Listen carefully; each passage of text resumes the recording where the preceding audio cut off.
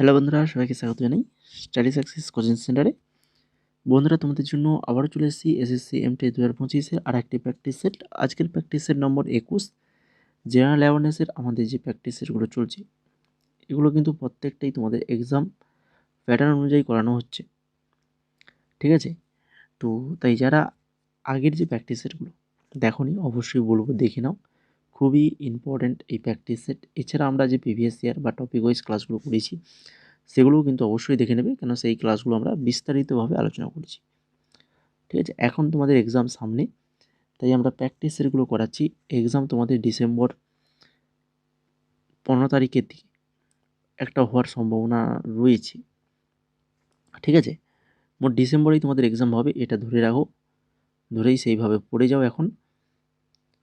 তো চলো শুরু করি আজকের ক্লাসের ফার্স্ট কোশ্চেন, যেটা রয়েছে, ভারতের সংবিধানের নিচের কোন ধারাটি রাজ্য কার্যনির্বাহীকে নিয়ে কাজ করে? ভারতের সংবিধানের নিচের কোন ধারাটি রাজ্য কার্যনির্বাহীকে নিয়ে কাজ করে?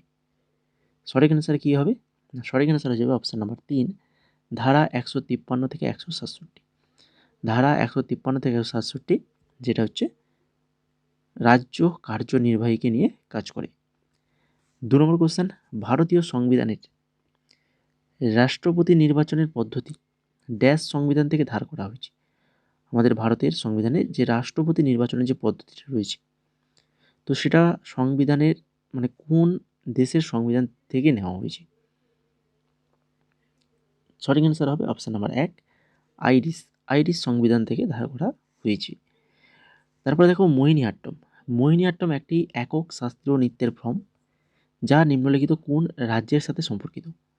মোহিনীআট্টম একটি একক শাস্ত্রীয় নৃত্যের ফর্ম, যা নিম্নলিখিত কোন রাজ্যের সাথে সম্পর্কিত? সঠিক অ্যান্সার অপশান নাম্বার 1, কেরালা রাজ্যের সাথে সম্পর্কিত। 4 নম্বর কোশ্চেন, ভারতের কোন রাজ্য 2027 সালে 39তম জাতীয় গেমস আয়োজন করবে? 2027 সালে 39তম জাতীয় গেমস আয়োজন করবে ভারতের কোন রাজ্য? মেঘালয়, আসাম, মণিপুর, না হচ্ছে অরুণাচল প্রদেশ? সঠিক অ্যান্সার কী হবে? সঠিক অ্যান্সার হবে অপশান নাম্বার এ, মেঘালয় কিন্তু এটা আয়োজন করবে। ভারতে কোন বছরে কাজের জন্য জাতীয় খাদ্য কর্মসূচি চালু করা হয়েছিল? ভারতের কোন বছর কাজের জন্য জাতীয় খাদ্য কর্মসূচি চালু করা হয়েছিল? 2005, 2000, 2004, না 2003? সঠিক অ্যান্সার অপশান নাম্বার 3, 2004। 2004 সালে কিন্তু প্রথম জাতীয় খাদ্য কর্মসূচি চালু করা হয়েছিল। 6 নম্বর কোশ্চেন, নিচের কোন রাজ্যে মকর সংক্রান্তি পেদ্দা পাণ্ডুগান হিসেবে পালিত হয়? মকর সংক্রান্তি, আমাদের যে মকর সংক্রান্তি পালন করে থাকি, সেই মকর সংক্রান্তিটা পেদ্দা পাণ্ডুগান হিসেবে পালিত হয়, সেটা কোন রাজ্যে? অন্ধ্রপ্রদেশ, তামিলনাড়ু, কর্ণাটক, না হচ্ছে কেরালা? সঠিক অ্যান্সার কী হবে? না অপশান নাম্বার 1, অন্ধ্রপ্রদেশ। এটা অন্ধ্রপ্রদেশে পালিত হয়। 7 নম্বরে দেখো, কলকাতার ফোর্ট উইলিয়াম, যা ড্যাশ আর্মি সদর দপ্তর, ফেব্রুয়ারি 2025-এ বিজয় দুর্গ নামে পুনর্নামকরণ করা হয়েছে। বিজয় দুর্গ নামে পুনর্নামকরণ করা হয়েছে কলকাতার ফোর্ট উইলিয়াম, যা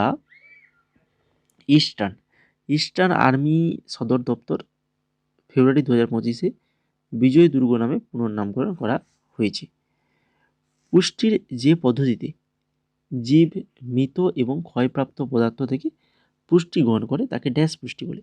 জীব মৃত এবং ক্ষয়প্রাপ্ত পদার্থ থেকে পুষ্টি গ্রহণ করে, তখন তাকে কি পুষ্টি বলা হয়? তখন তাকে বলা হয় স্যাপ্রোট্রফিক। কি বলা হয়? স্যাপ্রোট্রফিক পুষ্টি বলা হয়, ঠিক আছে? এরপরে দেখো 9 নম্বর, মাদার অফ মোহিনীআট্টম ড্যাশের উপর ভিত্তি করে একটি তথ্য কাহিনী চিত্র। বলো, মাদার অফ মোহিনীআট্টম এটা কার উপর ভিত্তি করে একটি তথ্য কাহিনী চিত্র? কলামণ্ডলম কল্যাণীকুট্টি আম্মার উপর ভিত্তি করে একটি তথ্য কাহিনী চিত্র। এরপরে দেখো 10 নম্বর কোশ্চেন, বাজেট নথিগুলি মোট ব্যয়কে ড্যাশেতে শ্রেণীবদ্ধ করে? বাজেট নথিগুলি মোট ব্যয়কে কিসে শ্রেণীবদ্ধ করে? পরিকল্পিত এবং অপরিকল্পিত ব্যয়, পরিকল্পিত এবং অপরিকল্পিত ব্যয়েতে শ্রেণীবদ্ধ করে। তারপরে দেখো 11 নম্বর কোশ্চেন, নিচের কোনটি খেদার কৃষক আন্দোলনের প্রধান দাবি ছিল? খেদার কৃষক আন্দোলনের প্রধান দাবি ছিল কোনটা? কোনটা বলতো? রাজস্ব আদায় স্থিতিশীল করা, রাজস্ব আদায় স্থিতিশীল করা। এরপরে ভারতে অক্টোবর নভেম্বর মাসে দক্ষিণ দিকে সূর্যের আপাত চলাচলের সাথে উত্তর সমভূমির উপর ড্যাশ দুর্বল হয়ে পড়ে। ভারতে অক্টোবর নভেম্বর মাসে কি হয়? দক্ষিণ দিকে সূর্যের আপাত চলাচল হয়ে থাকে, তাই কি না? এই যে বর্তমানে এখন নভেম্বর চলছে, এখন দেখবে সূর্য কি হয়? দক্ষিণ দিকে, কিছুটা দক্ষিণ দিকে হেলে কিন্তু উদিত হয়। তো উত্তর সমভূমির উপর ড্যাশ দুর্বল হয়ে পড়ে, সেই সময় উত্তর সমভূমির উপর কি হয়? মৌসুমি বায়ু দুর্বল হয়ে পড়ে। তারপরে 13 নম্বর কোশ্চেন, প্রায় ড্যাশ বছর আগে চীনে সিল্ক তৈরির কৌশল প্রথম উদ্ভাবিত হয়েছিল? কত বছর আগে চীনে সিল্ক তৈরির কৌশল প্রথম উদ্ভাবিত হয়েছিল? বলো, তোমরা তো বলো দেখি অ্যান্সার।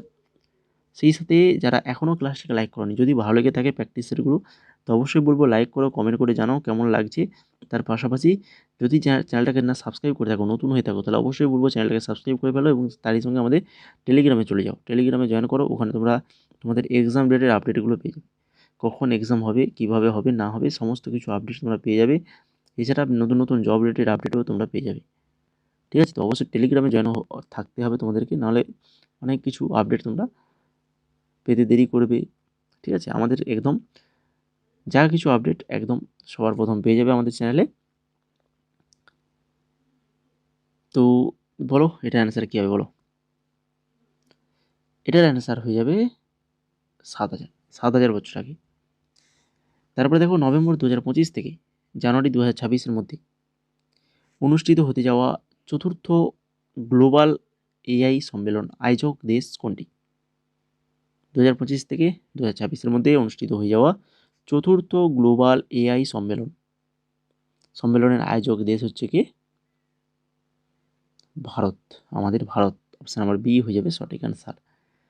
1983 সালের ক্রিকেট বিশ্বকাপের ফাইনাল ম্যাচ নিচের কোন খেলোয়াড় সর্বোচ্চ স্কোরার ছিলেন? 1983 সালের ক্রিকেট বিশ্বকাপের ফাইনাল ম্যাচে কোন খেলোয়াড় সর্বোচ্চ স্কোরার ছিলেন? কৃষ্ণ মাচারি শ্রীকান্ত। অপশান নাম্বার 1 হয়ে যাবে সঠিক আনসার। ফেব্রুয়ারি 2025-এ বেলজিয়ামের প্রধানমন্ত্রী হিসেবে কে শপথ নেন? ফেব্রুয়ারি 2025-এ বেলজিয়ামের প্রধানমন্ত্রী হিসেবে শপথ নিয়েছিলেন, তিনি হচ্ছেন Bart De Wever. Option number A সঠিক অ্যান্সার। প্রদত্ত শিল্পের মধ্যে চুনা পাথর হলো ড্যাশের কাঁচামাল? চুনা পাথর এটা কিসের কাঁচামাল? সিমেন্ট শিল্পের প্রধান কাঁচামাল চুনা পাথর। ভারতের সুপ্রিম কোর্ট ড্যাশে একটি রায় দিয়েছিল, কবে কত সালে রায় দিয়েছে যে যাতে এটি 3 তালাকের অনুশীলনকে অসাংবিধানিক বলে ঘোষণা করে এবং এর অনুশীলন বাতিল বলে ঘোষণা করে? এটা কত সালে? 2017 সালে করেছিল এটা। স্বাধীনতার সময় ভারতের জনসংখ্যার প্রায় 1.5% কৃষির উপর নির্ভর ছিল? স্বাধীনতার সময় ভারতের জনসংখ্যার প্রায় 75% কিন্তু কৃষির উপর নির্ভর ছিল। মানুষ কিন্তু তখন কৃষির উপরে অনেকটাই বেশি নির্ভরশীল ছিল। 20 নম্বর দেখো H2SO4 এর রাসায়নিক সূত্র কি? H2SO4 অয়েল অফ ভিট্রিয়ল, রাসায়নিক সূত্র কি? Oil of vitriol. তারপরে 21 নম্বর, parliament powers functions and privileges বইটির লেখক কি? বলো, এই বইটির লেখক কি? না হচ্ছে doctor Krishna Singh Chauhan. Option number B সঠিক অ্যান্সার। নিচের কোন মন্ত্রক নবায়িত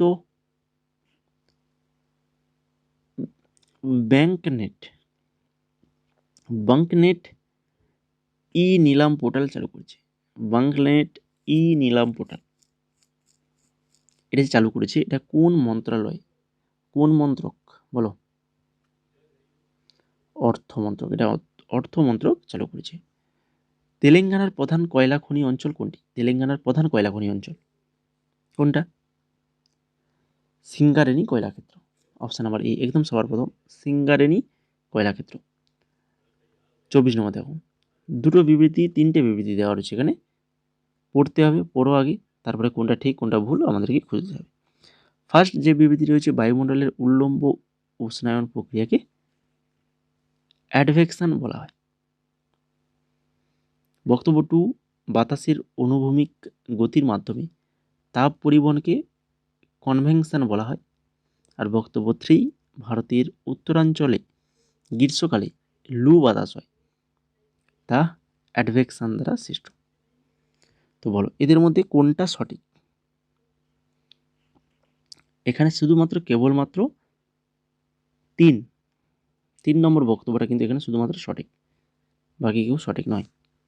আর আজকে ক্লাসে লাস্ট কোশ্চেন, যেটা অ্যাসারেশন আর রিজনস দিয়ে কোশ্চেন রয়েছে, যে ধরনের কোশ্চেনগুলো তোমরা কিন্তু এক্সামে অবশ্যই দেখতে পাবে। এখানে দেখো কী রয়েছে, অ্যাসারেশন হরপ্পার বৃত্তাকার ইটের প্ল্যাটফর্মগুলো ধর্মীয় অনুষ্ঠানে ব্যবহৃত হতো। আর তার রিজন, সে কারণে কী দেওয়া রয়েছে, এই প্ল্যাটফর্মগুলোতে গম ও জব শস্য পাওয়া গেছে। বলো এখানেও সত্য মিথ্যা খুঁজতে হবে। তো এ হচ্ছে এখানে ভুল, কিন্তু আরটা সঠিক। এ তথ্য ভুল, আর তথ্যটা কিন্তু একদম সঠিক, অর্থাৎ এই প্ল্যাটফর্মগুলো গম ও জব শস্য পাওয়া গেছে। ঠিক আছে, তো এই ছিল মোট আজকের 25খানা কোশ্চেন। আশা করি সবার ক্লাসটা ভালো লেগেছে। তো এই ধরনের প্র্যাকটিসের যদি পেতে চাও আমাদের চ্যানেলে, তাহলে অবশ্যই আমাদের চ্যানেলটাকে সাবস্ক্রাইব করে থাকো, আমাদের আজকের ক্লাসটাকে লাইক করে ফেলো। আর তোমরা যদি এমটিএসের নোটস যদি নিতে চাও, আমাদের যে এমটিএসের যে নোটস আমরা বানিয়েছি 2025-এর এক্সামের জন্য, যেখানে সমস্ত নোটস তোমরা পেয়ে যাবে, জিকে এবং ইংলিশের পাশাপাশি ম্যাথ এবং রিজনিংসেরও নোট তোমরা পাবে মাত্র 199 টাকায়। একদম জিকের প্রিভিয়াস ইয়ার অধ্যায়ভিত্তিক কারেন্ট অ্যাফেয়ার্স, এগুলো সমস্ত কিছুই তোমরা পেয়ে যাবে মাত্র 199 টাকায়। এছাড়া এসএসসির রিসেন্ট যে সকল এক্সামগুলো হচ্ছে তারও নোটস কিন্তু আমাদের কাছে অ্যাভেলেবল রয়েছে। এছাড়া SSC GD previous year available, RRB, NTPC, এই সকল পিডিএফ অ্যাভেলেবল রয়েছে। আমাদের ডাব্লিউবিএসএসসি, গ্রুপ সি এবং West Bengal police, Kolkata police, WBPSC, এই সকল এক্সামের জন্য জিকে এবং ইংলিশ পিডিএফ অ্যাভেলেবল রয়েছে। তো প্রত্যেকটার প্রাইস তোমরা এখানে দেখতেই পাচ্ছ। এছাড়া তোমরা যদি ডেমো দেখতে চাও আমাদের টেলিগ্রামে চলে যাও, ওখানে প্রাইজের পাশাপাশি তোমরা ডেমো দেখে নিতে পারবে। ডেমো দেখে যদি পছন্দ হয় তাহলে আমাদের হোয়াটসঅ্যাপ নাম্বার রয়েছে, দেখতে পাচ্ছ নিচে 6294528484, এই হোয়াটসঅ্যাপ নাম্বারে মেসেজ করবে। আমরা আমাদের পেমেন্ট কীভাবে করবে আমাদেরকে, তো সেটা আমরা বলে দেবো। ঠিক আছে।